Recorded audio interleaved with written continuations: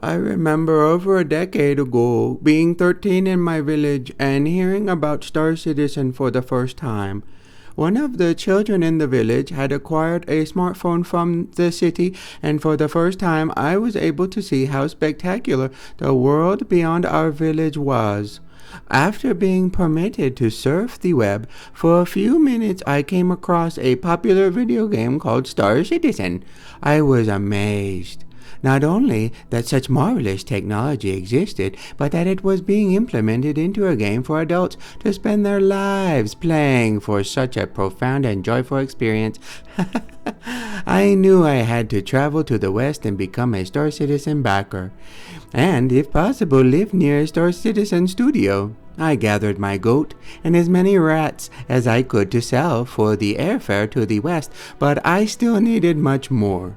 I realized I had 2 kidneys, and I only needed one.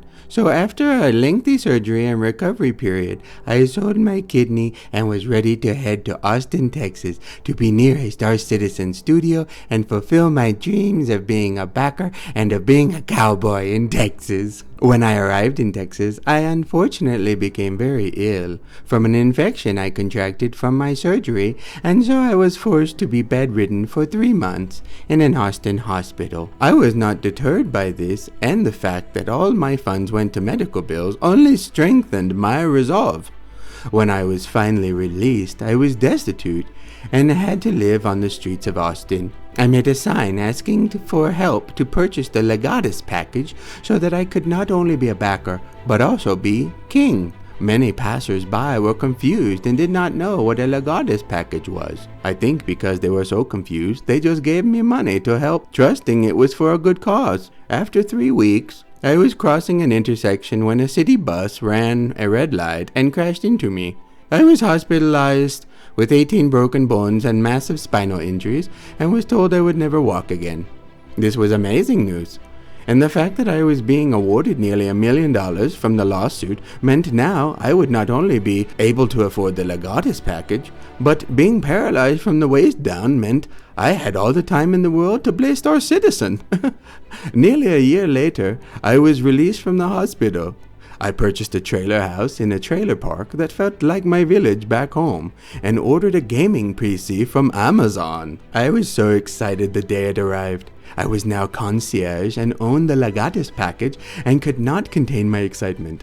I booted up the PC and unfortunately, the power supply caught fire and due to my condition, I was unable to extinguish the flames. Luckily, my neighbor came to my rescue, but the fire destroyed my trailer home and everything inside. I was sued by the trailer park for negligence in starting the fire.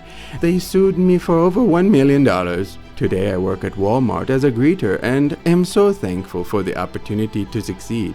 After paying my bills each month, I have almost $5 left that I am able to save, and while I realize it will take at least 30 years before I will be able to afford a new gaming PC, at least I know my Legatus package will be there, waiting for me. I achieved success in the West. I am a Star Citizen backer and live within 200 miles of Austin's studio in my subsidized single apartment. Sometimes I feel discouraged that it will take me so long to be able to play Star Citizen. But then I remember that Star Citizen is only in alpha development and probably won't be finished in 30 years anyway. And that fills me with such hope and joy. For those who say Star Citizen is a scam, I can tell you it is not. My whole life I loved CIG, and in my heart I know the dream is real. Bless you, Chris Roberts. I believe in you and in Star Citizen.